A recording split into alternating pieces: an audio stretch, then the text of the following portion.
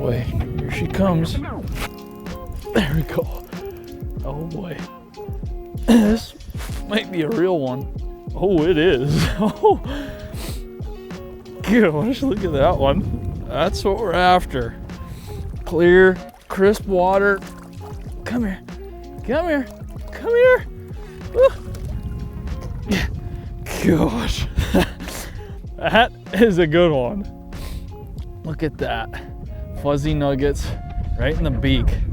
Again, just keeping these fuzzy lineup of baits. Got them on a few different rigs here. We got a drop shot, we got a Ned, and we got the old Neko cycling through the couple there. And gosh, it's such a deadly way to catch fish. Clear water, dirty water, you name it. The fuzzy lineup of baits, man, catches big ones. Let's get her back. I want to catch another one like that. Alrighty, so let's take a look into how to rig each of these baits. These ones are going to be some of my most favorite ways to rig these. But again, there is a million different ways to rig these baits. That's what's so cool about them. But again, these are just some of the ways that I like to rig these. First, we're going to start with the fuzzy nuggets. One of the ways that I really like fishing it for smallmouth, largemouth, both is just a Neko-style. So what I have here in my hand is just a drop shot hook, either a drop shot or a wacky style hook. Works good for this. This one is a 1/0 size, a 1 or a 1/0 fits this bait well.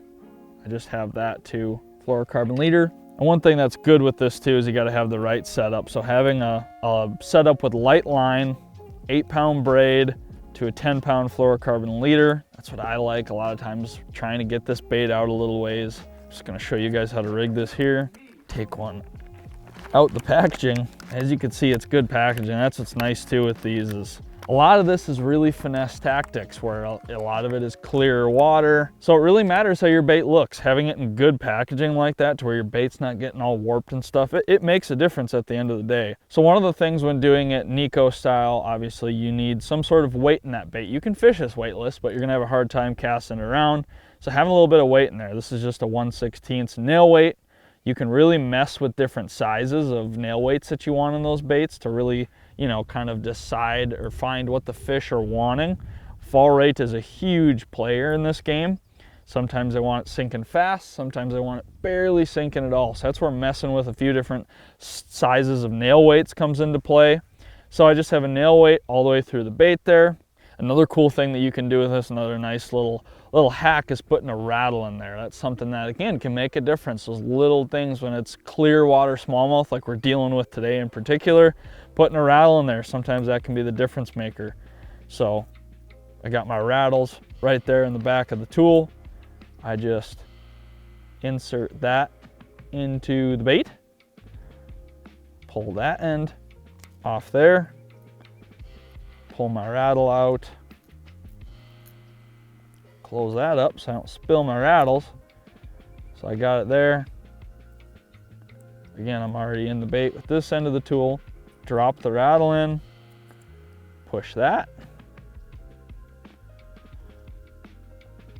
and boom.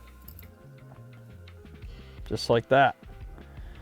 Just to give it a little more insurance, just give her a little shove. You can kind of, with that Elastec, you can kind of form everything around and kind of push things and get her up in there. And there you go. Everything is right there inside this bait. Then all I gotta do is thread that on. Again, I don't need any other components. You can mess with different keepers and stuff. Boom.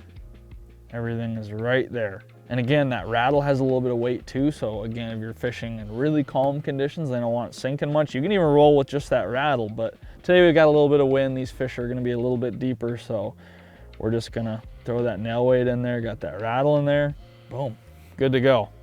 That is a super deadly way to rig the fuzzy nuggets, that Neko style. Again, you can do a bunch with this. A drop shot is another great way to present this bait, but I like this Neko style.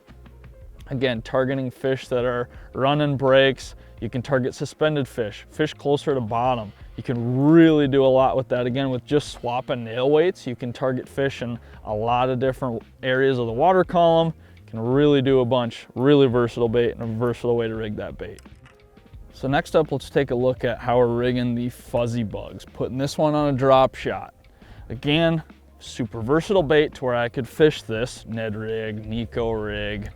I got options, but we're fishing this on a drop shot. Just the presentation of this bait, the size of this bait, I think it works really well for a drop shot bait. Something with the shape of it too, it just drives smallmouth nuts, drives all fish nuts, but smallmouth especially. So we have a number 4 finesse Neko there. That little keeper on there makes it to where I can just thread that bait on, keeps that bait on there really well. I'm just gonna do a short little dropper. These fish today, again, it's pretty cold water right now. They're definitely a little bit more sluggish. And I've got a pretty light weight on there. Again, one of those things where you can really fish for a lot of different fish throughout different times of the year, just mixing up the weight of that drop shot. Today, this is just an 1/8 ounce here, but in the summertime when they get deep, I could bump this up to a 3/8, you know, quarter, 3/8, something like that. Fish are real sluggish. In the springtime especially, I really like a lighter weight like that, an 1/8, 3/16, something pretty light. So again, number 4 finesse Neko. Got our fuzzy bugs there. We're just gonna thread it onto this hook. It's the beauty of it, it kind of hides that hook. And again, with that Elastec, this bait is just gonna sit perfectly neutral. It's not gonna have any weird cant to it. Thread it on there. There we go. Just like that. So you got threaded on there real nice. Again, that bait's just gonna sit perfectly horizontal like that. And that's crucial. Clear water conditions, smallmouth, largemouth spots, you name it. You gotta have your bait looking right, especially nowadays. Fish are getting smart. They're the smartest they've ever been. And that's where these fuzzy baits can really come into play. Clear water, finesse situations. Again, they have their time and places too in dirty water down south, fry garters and things like that, ledge fish, but having your bait, no matter where you're at, no matter the conditions, you want your bait looking as good as possible. So that's the fuzzy bug on a drop shot. Again, another versatile bait. Another really cool way to rig this is on the Nedlock EWG jig head. Makes the bait weedless, really good for skipping around docks, places where you got to get that bait into nooks and crannies, or just fishing it through the grass. Again, just a really versatile bait that you can fish a ton of different ways. So last but not least, let's take a look at the Fuzzy TRD. Another one of those things, you can do a lot with this bait, but obviously everybody knows and loves the good old-fashioned TRD. Fishing this on a Ned rig, that's exactly how we're gonna rig it today. Again, another one of those things where you can switch up sizes, different weights. This jig head comes in a lot of different weight options. So again, when fish are slow and sluggish, I can throw this on a light head. I got it on a pretty light head right now, a 1/15. And there you have it. That Fuzzy TRD on that finesse shroom's head. Again, the good old TRD that we all know and love, but fuzzy, it can really make a difference. Again, there's just something to those fuzzy baits that we've seen over the years now. It drives fish nuts. They've been chewing all these different fuzzy baits today, but that's one of the ways to rig the Fuzzy TRD. So another thing that's important to keep in mind when picking out, you know, which fuzzy bait to throw and when is color. That is a huge thing in this whole system, for me at least. Obviously, a lot of times where these fuzzy baits really come into play is pressured fish and clear water situations. Don't get me wrong, there's times and places, obviously down south, water's not always that clear and these fuzzy baits still catch the snot out of them down there.